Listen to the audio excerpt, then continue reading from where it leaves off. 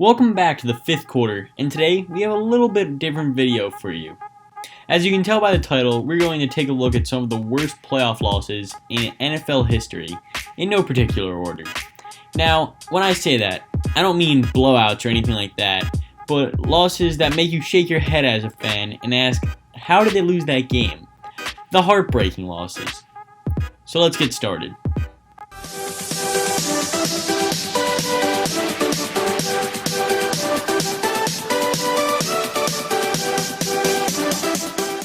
The first loss we're looking at comes in the 2015 wildcard game between the Bengals and Steelers. Coming off 4 straight first-round exits, the Bengals came into the game looking to reverse history. With Andy Dalton out with an injury, the Bengals called up backup quarterback A.J. McCarron to end the year. The Pittsburgh Steelers started hot with a 15-0 lead in the second half. The tie turned late after Big Ben got hurt. The Bengals scored a go-ahead touchdown late in the fourth and left the game up to their defense. Vontaze Burfict picked off a Landry Jones pass and the game seemed to be over. But I think we all know how this one ends. The Bengals did Bengals things and running back Jeremy Hill, yes, Jeremy Hill, I know, he was good at one point. He fumbled. Big Ben comes back into the game to try and save the season. With 20 seconds left, Vontaze Burfict got called for an infamous helmet-to-helmet hit on Antonio Brown over the middle, which may have caused some serious head trauma, but that's a whole nother video. Anyways, Pac-Man Jones got into it with Joey Porter, coach at the time, with the linebackers, and also got called for unsportsmanlike conduct. And with that, the Steelers hit the game-winning field goal. The Cincinnati Bengals have yet to recover, with 0 playoff appearances since 2015. Hopefully Joe Burrow can turn the tide for the sake of the franchise. Staying in Ohio, we couldn't make this list without talking about the Cleveland Browns. Oh, the Cleveland Browns. Thank you. I want to send a message to everyone who ever made fun of Cleveland. A message to anyone who ever told a Cleveland joke or laughed at a Cleveland joke. You can now officially shut up! Since returning to Cleveland, the Cleveland Browns have only 1 playoff appearance since 1999. This 2002 wildcard matchup against the Steelers marked a very strange quarterback duel. In the middle of the Browns season, Tim Couch got replaced by Kelly Holcomb.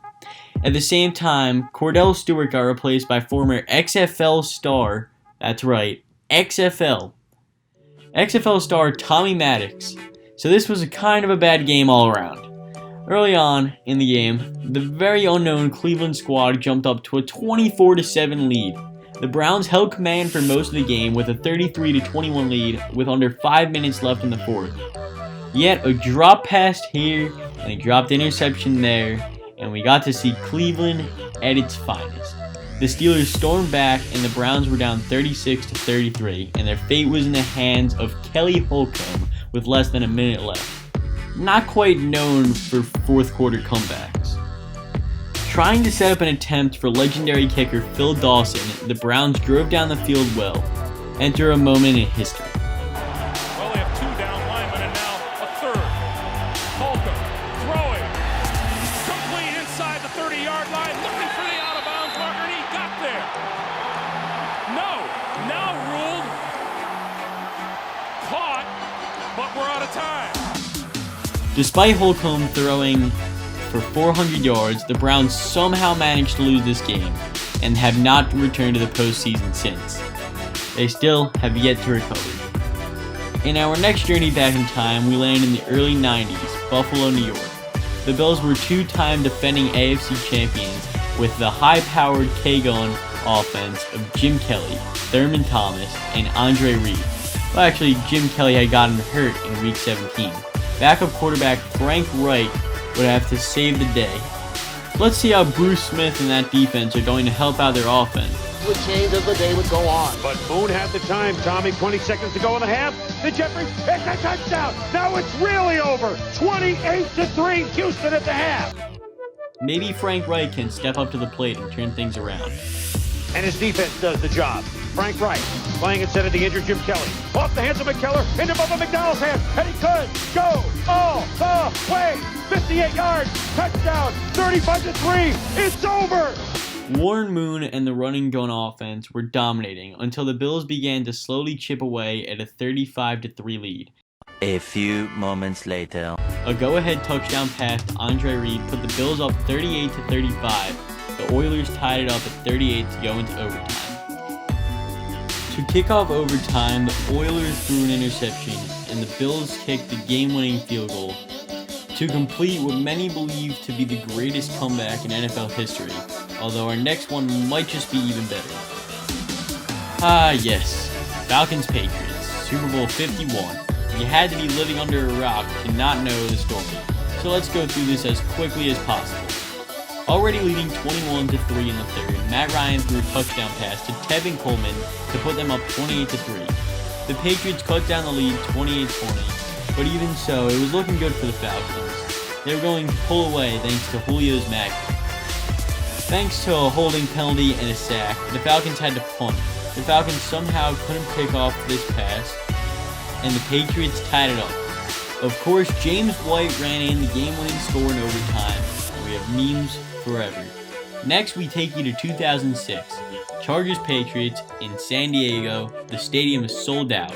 Believe it or not, the Chargers fan base was pretty good back in the day.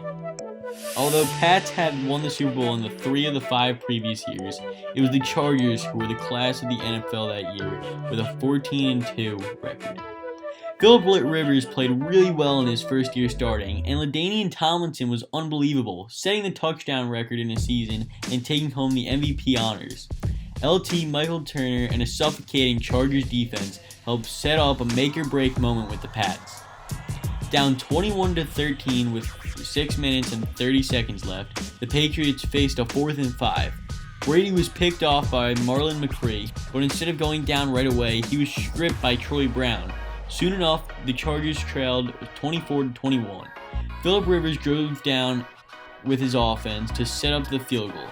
But this is the Chargers, so their special team sucks. And of course, they missed. Even worse was the aftermath. The cast around Philip Rivers kept getting worse for years and years, and love for the team died out when the Chargers eventually left for LA in 2017. A year prior, the number 1 seeded Indianapolis Colts and the number 6 seeded Steelers faced off in the divisional round. Down 21-3, Manning and Dallas Clark connected on a 50-yard touchdown to close the gap 21-10. Then Edgerrin James punched in a 3-yard touchdown to close the gap to 21-18 and gained a lot of momentum with 4 minutes left in the game.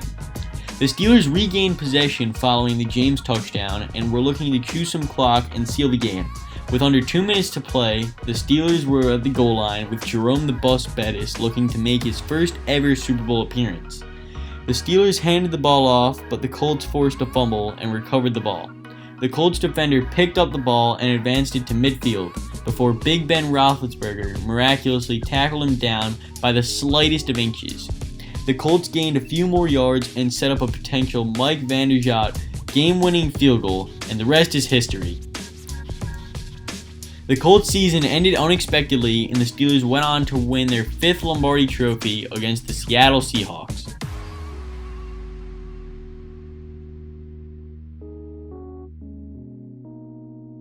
Our last and final heartbreaking playoff loss that we are going to discuss once again involves the Cleveland Browns. Taking you all the way back to 1987. The Browns and the Broncos were facing off in the AFC Championship game for the 2nd consecutive year. In the 1987 playoffs, the Broncos took home the win after John Elway led them down the field on a historic 98-yard game-tying drive and eventually an overtime victory. But this year, the Browns were ready to make their Super Bowl push behind Bernie Kosar and the running back duo of Ernest Biner and Kevin Mack. After coming back from a 28-10 deficit in the 3rd quarter, the Browns were trailing by only 5 after getting the ball back. Kosar and the Browns' elite run game led them down the field. Ernest Biner had been a reliable back all season, so the Browns gave him the ball to try and take the lead. But unfortunately for the Browns, Biner could not get the job done. Biner fumbles the ball, and the Broncos advance to the Super Bowl once again, whereas the Browns have never been able to get over the hump. The Browns have made just one championship game since this loss. Thank you guys for watching. We hope you enjoyed. We post videos Monday, Wednesday, and Friday, so be sure to hit the notification so you could be the first to watch it when those come out. And of course, like, share, subscribe, leave a comment what you want to see in future videos, but that does it. We'll see you next time.